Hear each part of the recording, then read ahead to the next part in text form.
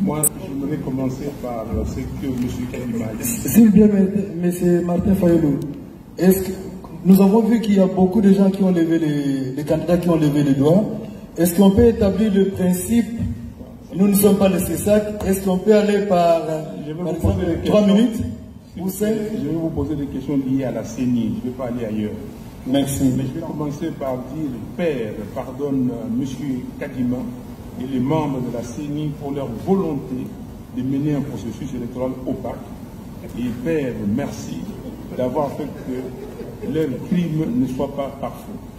Je vais commencer par là, parce que nous sommes venus ici, comme dit Augustin Matata, par politesse. Ce n'est pas ça ce que nous avons demandé.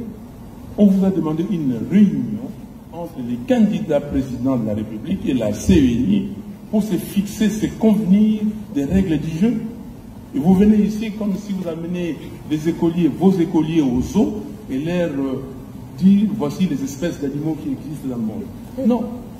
Ça c'est quoi exactement ça? Mais regardez, M. Kadima, membre de la CENI, voilà les rapports des 68 pages de l'OIF. Voilà comment l'OIF fait la synthèse. En 3 lignes, on dit ceci: un fichier électoral inclusif, c'est le fichier de 2018, exhaustif et actualisé, mais perfectible, et donc nécessitant des améliorations ayant fait l'objet des recommandations à court et moyen terme en vue notamment de son affichage provisoire pour permettre d'aboutir à des listes électorales définitives conformément à la loi. 68 pages. Vos amis ont fait un audit, ça, que j'ai ici, c'est torchon de 137 pages. 137. Il n'y a rien. Dans ces documents, il n'y a même pas le nombre d'électeurs qui ont été enregistrés par la CENI. Il n'y a pas une recommandation pertinente. La recommandation qu'ils ont donnée, veillez donner aux candidats, au candidat président de la République une liste expurgée pour, monter la confiance. Et vous ne l'avez pas fait. Vous ne l'avez pas fait. Le 30 juin, vous nous avez dit que vos auditeurs ont demandé de donner des listes. Je vous avais dit que c'était une exigence légale. Allez consulter les articles 6 et 8 de la loi électorale. Donc, nous sommes là, nous sommes venus ici, et vous nous présentez cela. Vous dites ici que vous avez dépensé déjà 800 ou reçu 800 millions de dollars, et au total, vous allez en recevoir 1,1 milliard pour ces pays où les gens souffrent. Il y a 27 millions de Congolais qui cherchent à manger. On cherche de l'argent, on ne trouve pas. Vous dépensez de l'argent pour faire des atlas ici, je ne sais pas quel marché, qui a gagné ces marchés, et venir ici nous présenter ces documents. Monsieur Kadima, les fichiers électoraux, c'est l'essentiel, c'est la base des élections. La question que je vous pose, est-ce que nous irons aux élections avec 43 955 181 électeurs ou comment? Pourquoi je pose cette question? Aujourd'hui, vous avez recommencé le processus d'enrôlement des électeurs. Il y a des gens qui vont pour se faire délivrer des duplicata, ils arrivent là-bas, ils ne trouvent pas leur nom. J'ai fait l'expérience même ici chez vous. J'ai envoyé 10 cartes d'électeurs, parce qu'on peut le faire ici. J'ai reçu 4, où on a trouvé les noms. Et les autres, on n'a pas retrouvé les noms. Et à la cité, quand on ne retrouve pas les noms, on demande à ces requérants de remplir une nouvelle fiche. Donc, ça devient un nouvel électeur. Nous allons avec combien d'électeurs?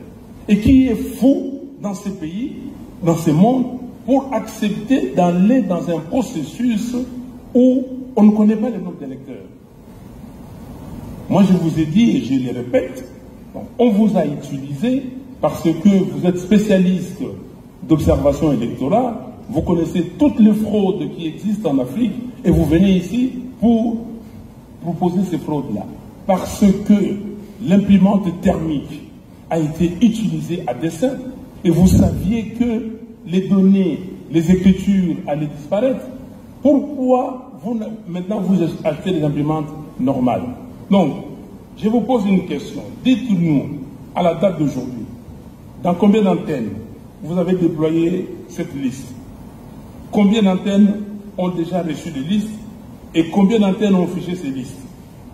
Et dites-nous pourquoi vous avez violé intentionnellement, délibérément, les articles 6 et 8 de la loi électorale. Franck Diongo vous a cité ces articles, je ne reviens pas. Pourquoi vous les avez violés? Ici, c'est une violation flagrante. Et dites-nous, je vous donne un exemple. J'ai beaucoup d'exemples ici, il n'y a pas de temps. À Kabeya Kamwanga, il y a un centre qui avait enrôlé 959 électeurs. Mais la liste qu'on amène là-bas reprend seulement 26 électeurs. Ok? Comment vous justifiez ça? Je peux vous donner d'autres cas. Et vous venez de le dire que nous avons organisé l'enrôlement pour ne pas exclure les électeurs. Si l'épopée des cartes nous montre que c'était fait intentionnellement, et maintenant dites-nous, dans combien de temps vos requérants ou les requérants, ceux qui veulent des duplicata, vont avoir leur duplicata? 1. 2. Quand est-ce que maintenant vous allez publier la liste définitive?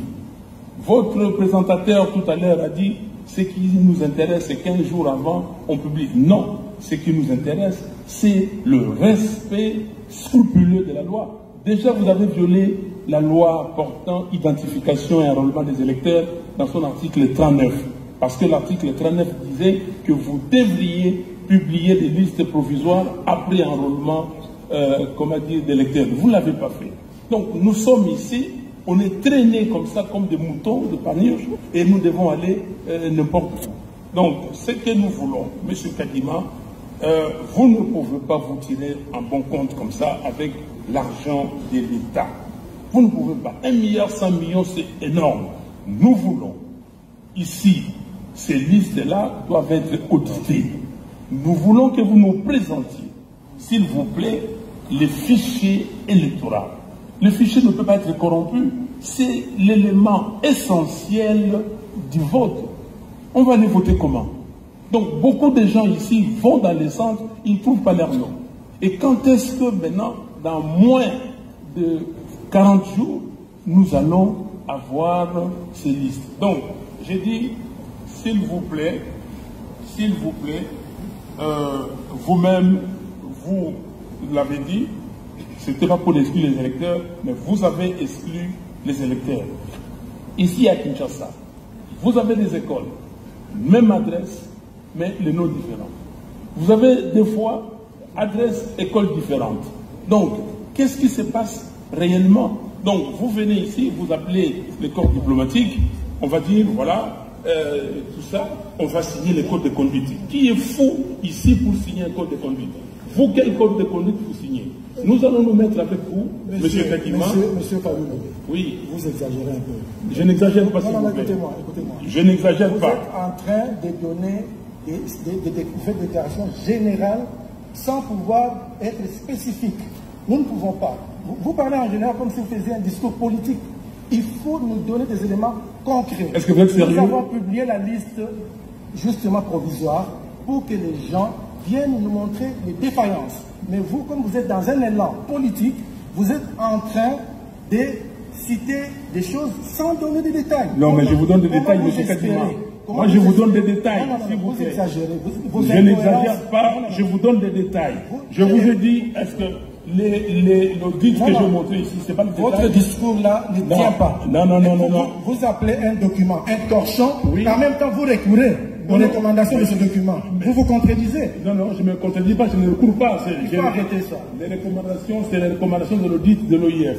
Et je vous ai dit que dans votre document, il n'y a aucune recommandation pertinente.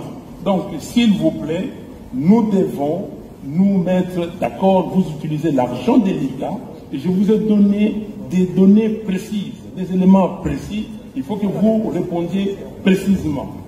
Merci. Merci.